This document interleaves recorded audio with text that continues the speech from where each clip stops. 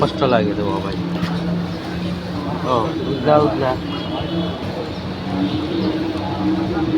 আইসা দেখি যে দুর্গন্ধ এবং মাছ মরা এবং মাছ পুকুরের মধ্যে বাসি রয়েছে, কিন্তু ওরা কেউ কিছু করে না, যে কোনো কারণে মারা গেছে। কিটা করেন এমনি?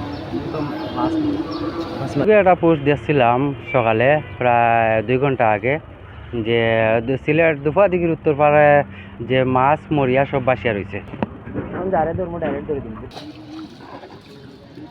বর্তমানে আগেও যে 2 নৌকা তুলছে, 2 নৌকা এর আগে 50 নৌকা চুন মারছেন তেমন আবো চুন ভিজাইলো আছে, বরং চুন মারছেন সম্ভাবনা মাছে স্টক করা ধরছে। কষ্ট লাগে তো ভাই। ও